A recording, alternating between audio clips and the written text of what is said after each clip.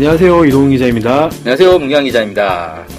자, 우리가 이제 몇 차례 방송에서 예비했는데 북한의 이제 해외 식당 종업원 12명이 지금 한국에 들어와 있는데 북한에서는 이들이 납치됐다라고 주장을 하고 있고 한국에서는 자발적으로 이제 귀순한 거다. 네. 뭐 이렇게 이제 주장을 하고 있어요. 네네. 근데 이와 관련해서 북한에서 아주 특이한 얘기를 했어요. 네. 우리가 이제 몇 차례 얘기를 했는데 뭐 그 식당 종업원들이 단식을 하고 있다. 뭐 단식 끝에 한 명이 사망했다. 뭐 이런 이제 얘기를 했는데 이런 루머가 있다는 거잖아요. 그렇죠. 확인할 방법은 없으니까 단식을 하는지 안 하는지 어떻게 합니까? 저희가 그러니까 국정을 통하지 않으면 그런 정보를 전혀 알 수가 없는 거잖아요. 네. 네. 근데 이런 루머가 도대체 어떻게 나오게 됐는가를 짐작할 수 있는 새로운 보도가 북한에서 나왔어요. 네. 네, 그래서 아주 특이한 내용이라고 하던데 무슨 내용인가요? 네. 북한의 적십자회 중앙위원회 대변인이 얘기를 한 건데요. 이렇게 담에서 이렇게 얘기를 했습니다. 털어놓고 말하여 우리는 괴뢰패당이 우리 인원들의 신상을 공개하지 못하고 있는 이유가 어디에 있으며 그들이 지금 어떤 가혹한 처지에서 어떤 공갈과 해요 기만 책동에 맞서고 있는가 하는 것을 괴뢰 내부에서 제공된 믿음직한 정보를 통하여 손끝보다 다 알고 있다. 이렇게 얘기를 했습니다. 괴뢰 내부가 뭐 뭐예요? 이건 이제 괴뢰라고 하니까 뭐 북한에서는 좀 강하게 이렇게 얘기를 하는 것 같은데 한국 정부라든지 아니면 뭐 국정원 이런 걸 뜻하는 것 같아요. 정확하게는. 네. 옛날에는 우리가 북한을 괴뢰라 그랬잖아요. 네. 북한 괴뢰 정권 그랬는데 북한도 우리를 괴뢰라고 부르는군요. 네. 어쨌든 서로가 괴뢰입니다. 그 부분에서 제가 좀 핵심적으로 보는 건 괴뢰 내부에서 그러니까 괴뢰라고 하는 게 좀 그러네요. 내부에서 제공된 믿음직한 정보를 통하여 이렇게 얘기를 했단 말이에요. 그러니까 이게 이제 한국 정부가 북한 쪽에 그 정보를 계속 제공하고 있다는 거네요.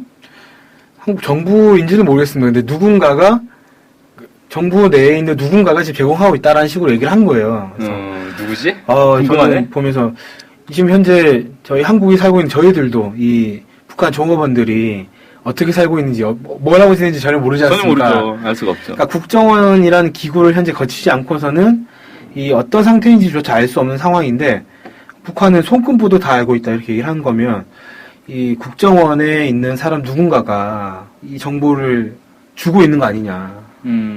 이렇게밖에 지금 그렇게밖에 생각할 수 없잖아요. 그 정보는 있다는 거 아니에요 지금? 그렇죠. 국정원 내부에. 그러니까 북한의 주장에 따르면 국정원 내부의 또는 관계자 중에 한 명이 북한의 정보원이다.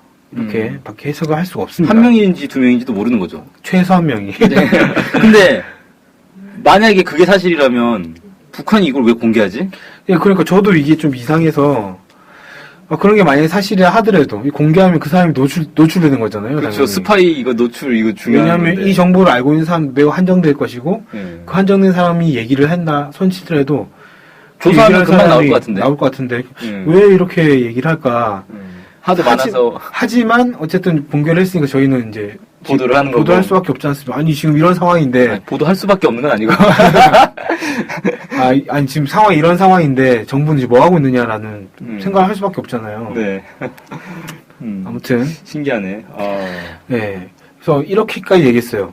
정부가 진행한 참관과 교육이 어떻게 진행되었는지 감출 수 없다는 것을 똑바로 알아야 한다. 그러니까 참관 프로그램이 뭔지, 뭘 봤는지, 교육 내용이 뭔지 이런 것까지도 다 알고 있다. 이렇게 얘기를 했고 국가정보원이 우리 인원에 대한 처리 문제로 고민이 이만저만 아니라는 것도 모르지 않는다. 국정원 내부의 고민까지도 알고 있다라는. 신기한데? 네, 그렇게까지 얘기를 한 겁니다. 그래서 참 신기하다. 이런 생각이 많이 들었습니다. 근데 이건 좀 특이하네요. 우리 인원에 대한 처리 문제로 고민이 많다. 그러니까 이 식당 종업원들 처리 문제로 고민이 많다라는 건 이 사람들이 그냥 자발적 귀순이면 고민할 필요가 없는 거잖아요. 그렇죠. 그러니까 일단 데려왔는데 귀순을 안 한다고 하니까 그렇다고 이제 와서 다시 돌려보낼 수도 없는 거고 그것 때문에 고민을 하고 있다 이런 얘기인 것 같거든요. 네. 국정원이 진짜 이런 고민을 하고 있나?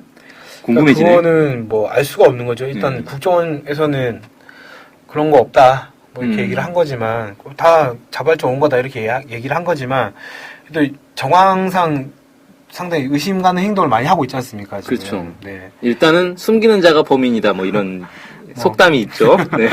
뭐 그런 얘기도 있는데 아무튼 하나씩 짚어보면은 일단은 처음 공개한 건 국가정보원이 처음 공개한 거잖아요. 그리고 자기들이 먼저 공개해놓고 네. 이제 와서 뭐 신변 보호가 어쩌고 네. 이것도 웃긴 거고 진짜.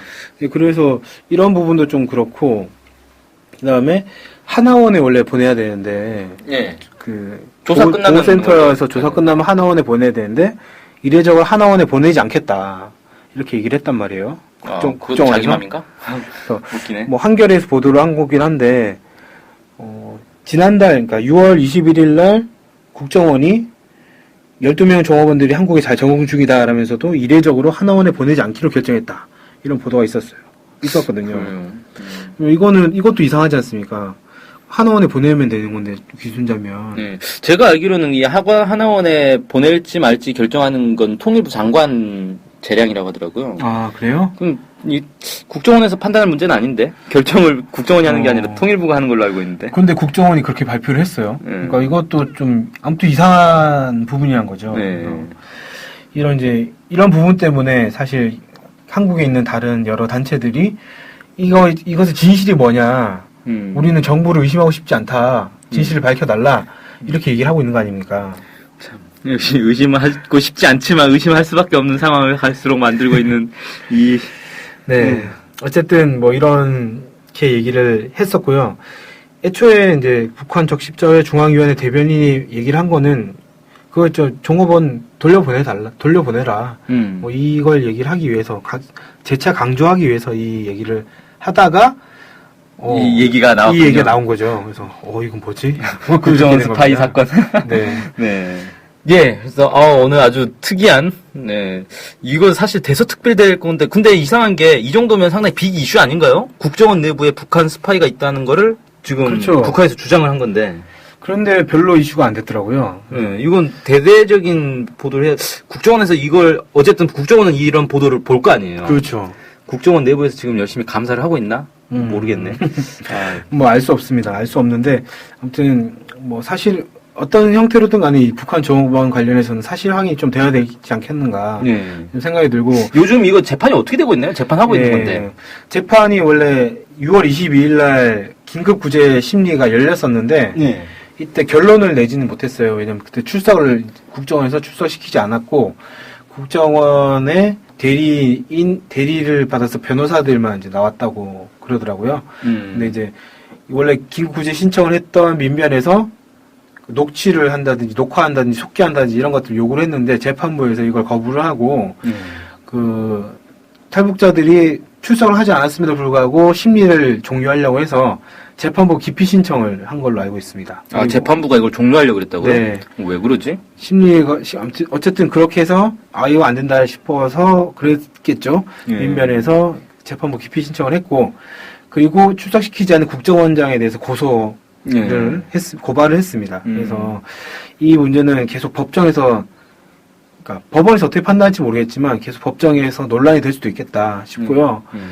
뭐 남북 관계를 위해서라도 아니면 저희 이제 한국이 인권 국가라고 하는 것들을 증명하기 위해서라도 이 문제에 대해서 좀 깔끔하게 넘어가야 되지 않겠나 하고 생각이 들어요. 네. 그래요. 아무튼 이 문제는 참 이제 국제사회 이슈로까지 될 조짐이 보이는데 잘 해결되고 어쨌든 좀 그냥 공개하면 모든 게 깔끔하게 해결되는데 공개를 안 한지 모르겠어요. 참 요즘 이 정부에서 숨기는 게 하도 많아가지고 아무튼 무슨 일만 있으면 다 숨기더라고요. 하여튼 좀 그렇다. 공개하면 모든 문제 해결되지 않겠나 이런 생각이 들면서 자 오늘 방송 여기서 마치겠습니다. 감사합니다. 감사합니다.